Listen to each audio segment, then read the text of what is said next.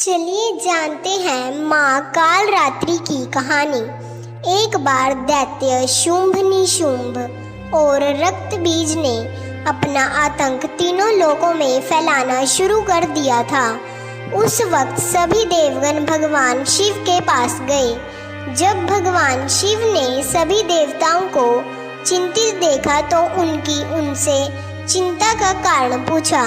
तब देवताओं ने शिव शंकर से कहा, हे भोलेनाथ, शुंभ निशुंभ और रक्तबीज नामक दानवों ने अपने उत्पात से हम सभी को परेशान कर रखा है।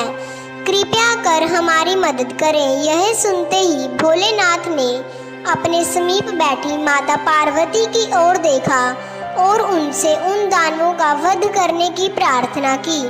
भगवान शंकर की विनती सुनकर देवी पार्वती ने उनके सामने नतमस्तक होकर उनका आशीर्वाद लिया और वहां से जाने की आज्ञा मांगी और दानवों का वध करने निकल पड़ी।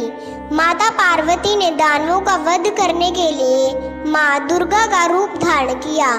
इस रूप में वह सिंह पर सवारी करती हुई अति मनमोहक और शक्तिशाली प्रतीत हो रही थी। माता को देख सभी राक्षस अचंभित हो गए। उन तीनों ने माता के साथ एक घमासान युद्ध शुरू किया। दैत्यों ने अपना पूरा बल लगा दिया, परंतु माता के सामने नहीं टिक पाए। आदि शक्ति ने शुंभ और निशुंभ का वध कर दिया। इसके पश्चात माँ ने रक्तबीज के साथ युद्ध करना शुरू कर दिया।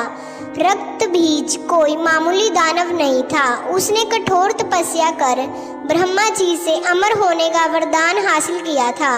ब्रह्मा जी ने उसे यह वरदान दिया था कि जब भी उसे कोई मारने का प्रयत्न करेगा, तब उसके शरीर से निकली खून की बूंदें जैसे ही धरती को स्पर्श करेंगी, वैसे ही अनेक रक्त बीजों का जन्म होगा।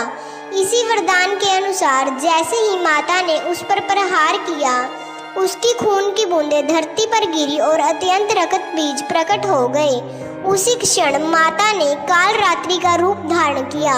माँ दुर्गा के शरीर से एक ऊर्जा का संचार हुआ और माँ कालरात्रि का निर्माण हुआ।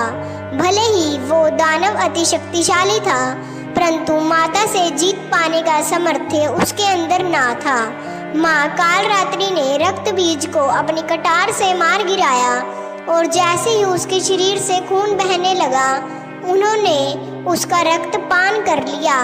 माँ कालरात्रि की पूजा इसलिए ही की जाती है। जय माता काली की।